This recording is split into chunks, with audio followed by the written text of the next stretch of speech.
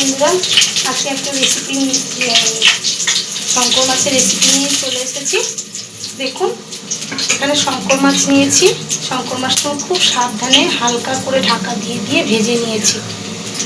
ভেজে এবার আমি কড়াইতে তেল দিয়ে দিয়েছি।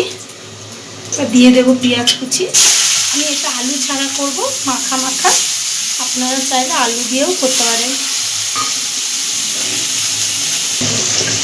এর মধ্যে একটু নুন আর হলুদ দিয়ে দিয়েছি আমি।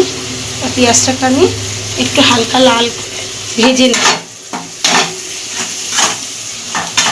আমাদের লাল লাল ভাজা হয়ে গেছে। এবার আদা রসুন আর পেঁয়াজ আর লঙ্কা বাটা দিয়ে দেবো। দিয়ে দেবো হলুদ গুঁড়ো, দিয়ে দেবো একটু নুন, দিয়ে এটাকে আমরা দিয়ে দেবো একটু জল, দিয়ে এটাকে আমরা মিডিয়াম আঁচে কষাতে থাকবো মশলাটাকে। দেবো আমরা টমেটোটা দিয়ে হালকা জল দিয়ে আমরা এটাকে ঢেকে দেবো, যাতে টমেটোটা সিদ্ধ হয়ে যায়। টমেটোটা সিদ্ধ হয়ে গেছে। এবার দিয়ে দেবো আমরা একটু চিনি। এটা দিলে টেস্ট এবং কালার দুটোই আসে। চিনিটা দিয়ে কিছুক্ষণ নাড়াচাড়া করার পর দিয়ে দেবো আমরা একটু মিট মশলা। শঙ্কর মাছ তো, তাই একটু মিট মশলা দিলাম যাতে একটু গন্ধটা ভালো আসে। এবার আমরা অল্প পরিমাণে একটু জল দিয়ে দেবো।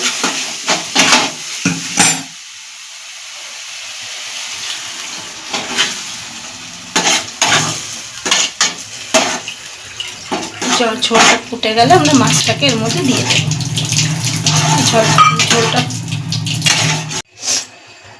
আমরা দিয়ে দিলাম অল্প পরিমাণে জল। এবার ঝোলটা ফুটে আসলে আমরা মাছটা এর মধ্যে দিয়ে দেবো।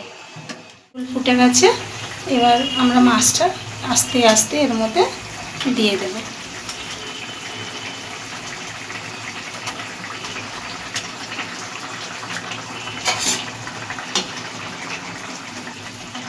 এবার আমি একটুখানি মাখা মাখা করব, তাই ঝোলটা টানিয়ে নেব। আপনারা চাইলে ঝোল ঝোলও রাখতে পারেন বা মাখা মাখাও খেতে পারেন। আমাদের শঙ্কর মাছের রেসিপি রেডি হয়ে গেছে। আমি এরকম গ্রেভি করে করেছি। আপনারা চাইলে ঝোলও খেতে পারেন বা এরকম গ্রেভিও করতে পারেন। আর শঙ্কর মাছের রেসিপি রেডি।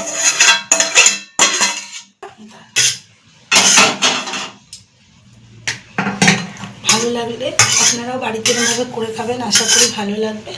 বাচ্চা বড় সবারই ভালো লাগলে লাইক এবং সাবস্ক্রাইব করে দেবেন।